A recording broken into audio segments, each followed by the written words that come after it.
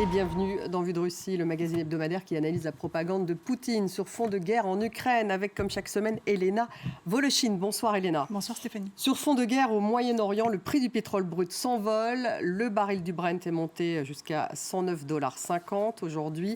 Alors est-ce une aubaine pour la Russie sous sanctions ? Alors rappelons qu'en 2022, en réponse à l'agression de l'Ukraine par la Russie, l'Union européenne a adopté des sanctions sur le brut et sur les produits pétroliers russes. Interdiction a été faite aux pays européens d'en importer par la voie maritime, interdiction aussi aux pays tiers d'en acheter au-delà des prix plafonnés. Seulement, la Russie a continué d'exporter son pétrole vers ses pays alliés via des schémas opaques, grâce notamment à sa flotte dite fantôme. Dans une interview accordée à France Télévisions jeudi dernier, le ministre russe des Affaires étrangères, Sergueï Lavrov, se félicitait d'ailleurs ouvertement du fait que la Russie n'a jamais respecté ses sanctions. Écoutez un extrait. Ces sanctions sont totalement illégitimes et bien entendu, nous ne les appliquons pas. Les navires pétroliers qui sont actuellement en mer se dirigent comme prévu vers leur destination. Nous n'avons même pas à discuter de questions liées à la levée de ces sanctions illégales. Pour nous, tout comme pour nos honnêtes et vénérables partenaires, elles n'existent pas. Et la Russie s'est d'ailleurs réjouie de l'arrivée avant-hier à Cuba d'un navire russe transportant 730 000 barils de pétrole brut. Oui, et ce, malgré le blocus imposé à l'île par Donald Trump. Fin janvier, le président américain interdisait toute livraison d'hydrocarbures à Cuba par des pays tiers. Mais dimanche, il a estimé que les habitants de Cuba devaient, eh bien, je cite, survivre alors que l'île subit de très graves pénuries de carburant et d'électricité. Lundi matin, donc, aux aurores, le pétrolier russe Anatoly Kolotkin est entré dans le port de Matanzas, à 100 km de la Havane. Sur place, le correspondant de la chaîne publique russe Rossiya 1 n'a pas caché son enthousiasme. Écoutez. Ce matin, les employés du port de Matanzas sont venus travailler de bonne humeur. Cuba, c'est Fidel Castro, ça on le sait. Mais jusqu'à aujourd'hui, on ne savait pas vraiment pourquoi ici, tous les poteaux électriques étaient aux couleurs du drapeau russe. Tous.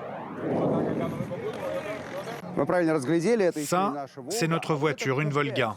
Et là-bas, la société pétrolière cubaine. Les employés boivent leur café du matin. Son arôme est typique. Mais aujourd'hui flotte un parfum russe. Ça sent la Russie.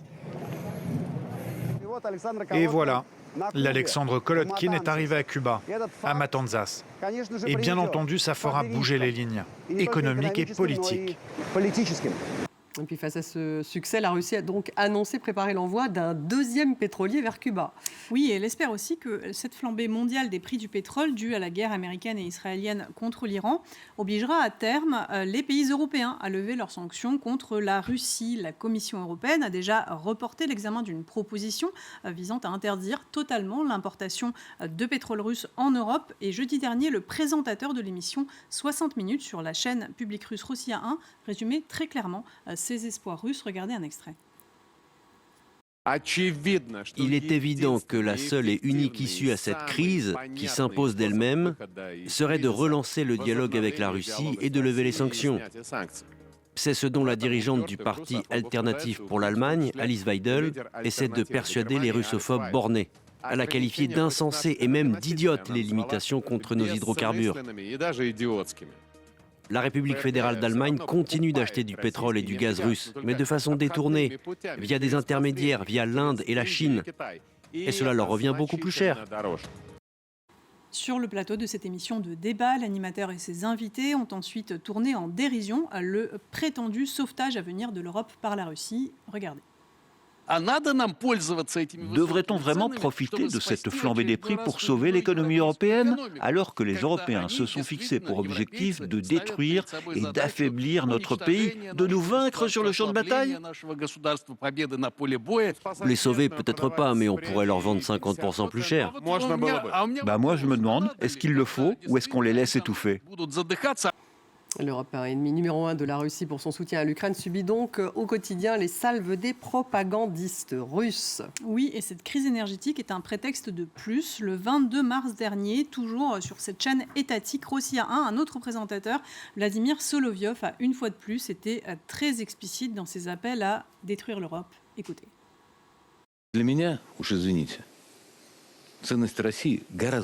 Pour moi, pardon, mais la Russie a beaucoup plus de valeur que l'Europe, l'Ukraine et cette petite île qu'est l'Angleterre.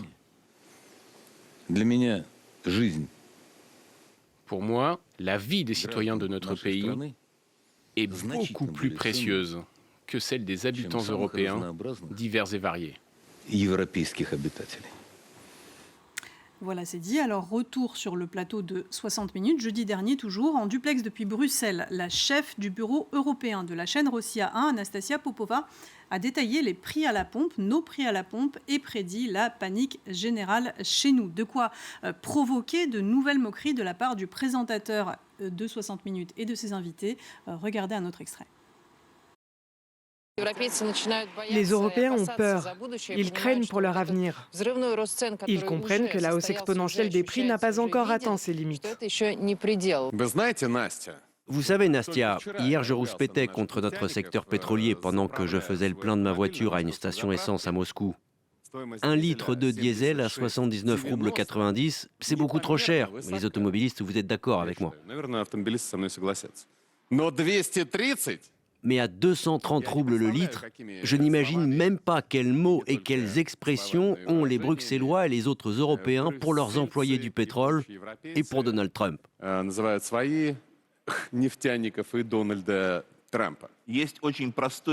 Ils ont une solution très simple, c'est de revenir au 19e siècle, à l'ère du train. Pourquoi avoir une voiture quand on peut circuler en train à travers l'Europe ? Mais ils ont interdit le charbon. Avec quoi ils vont alimenter leurs locomotives? Ils n'ont plus qu'à faire marcher leurs centrales nucléaires. Mais l'Allemagne a aussi interdit les centrales nucléaires. Et sur fond de ces discours, Poutine consolide donc son axe anti-occidental. Oui, et il rallie ses partenaires. En ce moment même, à Saint-Pétersbourg, un forum international dédié à la logistique et au transport a lieu. C'est le 3e événement de ce genre qu'organise la Russie en moins de 2 mois. Et pour cause, la logistique et le transport, eh bien, c'est le cœur du problème aujourd'hui pour une Russie dont l'économie tient à ses hydrocarbures. Hier, Vladimir Poutine a appelé les participants à la conférence à considérer la Russie comme un acteur clé dans les échanges internationaux du futur. Regardez un extrait du journal télévisé russe. C'était hier soir. La Russie mise sur l'avenir, a dit Vladimir Poutine aux participants du Forum international de la logistique et des transports. La Russie peut proposer au monde des solutions et jouer un rôle dans la formation d'une nouvelle architecture globale de la logistique et du commerce international. Le forum a rassemblé plus de 5000 participants de 80 pays, dont les partenaires clés de la Russie venus de Biélorussie, de Chine, d'Inde, des pays d'Afrique, d'Asie et du monde arabe.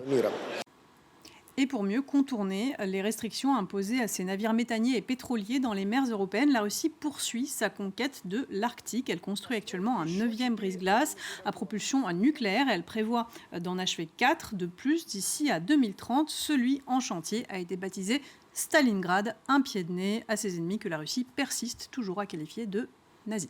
Merci Elena Voloshin donc pour Vue de Russie et à la semaine prochaine.